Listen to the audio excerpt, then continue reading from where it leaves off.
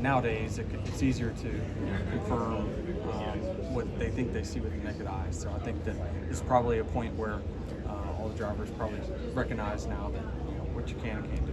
Do you like the fact that there's all this data out there and it takes, the question of intent and gives NASCAR a little bit more information? Yeah, certainly. I think that when the eye test and the data match, it's usually kind of easy. But they use it to monitor restarts and everything like that. So it's they're always monitoring that stuff. Denny, if one driver taking out another driver isn't grounds for NASCAR to deny a waiver request, then effectively what kind of punishment is a one-race suspension? Well, I think it's probably more significant in Chase's scenario just because he missed earlier races, but they're a team that probably will win. It won't make a whole lot of difference, but I think it just depends on the driver. It's more severe depending on kind of how your season's gone to that point. Gabe Hart said he was in the simulator with you this week. He said that you were sore, especially being in a situation where you had a driver with a career-ending injury, with contact with his new car and how dangerous it is. Does this kind of make it more of something that you advocate for, drivers not being that aggressive? Yeah, I mean, it's, certainly yes is the answer. I mean, it was hard. It was a hard week for sure, and, I'm still not all the way back, but I'm going to race and, be fine tomorrow, and but certainly it's just too much at stake, and I think that is ultimately why penalties have been as harsh as they have in these circumstances. Do you feel the waiver policy NASCAR has now is too lenient, or do you feel like they have it right with how many they've been handing out lately? Yeah, I mean, I don't know when anyone's in a denial of a waiver, but there's always different circumstances, so you just don't know. I understand what it was designed around.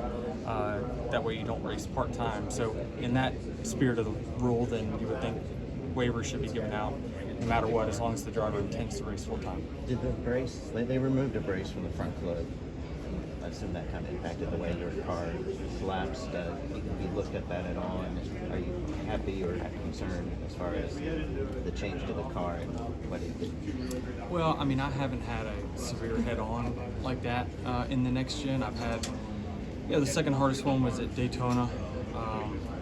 Definitely the two hardest hits that JGR's cars have had since the next gen, but that was the first head-on one that I've had, and so it's hard for me to distinguish whether it was better or worse or not, but certainly I'm thankful that given the severity of the impact that I'm racing this week for sure. Do you know what the G's was? I don't know. I know the Delta V was super high.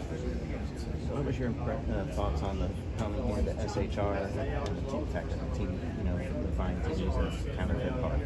Yeah, I mean, I think that as a car owner, I certainly support it. It's kind of what they said to us a long time ago about parts on the car, and it was this is what the model's based off of. We have to start designing our own parts. The model's already tough as it is, but I support any time that whether a mistake or not, if there's something a part on the car that's not original, then certainly penalties should be super heavy. In terms of the impact of the suspension, how significant is it that your sponsor expects you in the car this week, not a replacement driver, but how significant is that? For me, because of my an injury, or them because of suspension? Under any case, but specifically for a behavioral deal like Chase is dealing with it. Like your driver had last season. Right. Yeah, I mean, listen, it's not easy, for sure. I mean, I publicly reprimanded Bubba for those actions last year. I mean, go back, and I thought it was absolutely unacceptable, and we were very public as a race team on what we thought about that move. But certainly we had to have a lot of tough conversations with sponsors about that, and obviously I think it's part of Bubba's learning experience as a driver. So hopefully we all learn from it. Bubba seems to be in a much better place these days. Yes, he is. He's racing well, and I think if they can get the first half of the races running as good as they do in the second half, then that team certainly could contend for wins on a pretty regular basis. I mean, they're already putting themselves in the conversation, so I'm very happy with where they're at. Did you have any conversations at all with Chase in the last week, or texts or anything? I did, yeah. How'd that go? I mean, I think we both want to keep it private.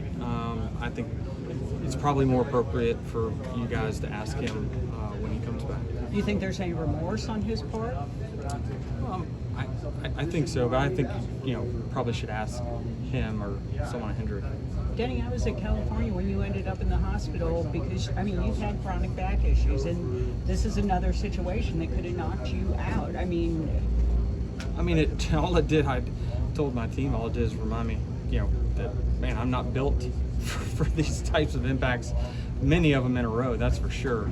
It was certainly a tough week, so I don't want to do many more of these, that's for sure. Hi, this is Steven Stumpf. Make sure to hit that subscribe button.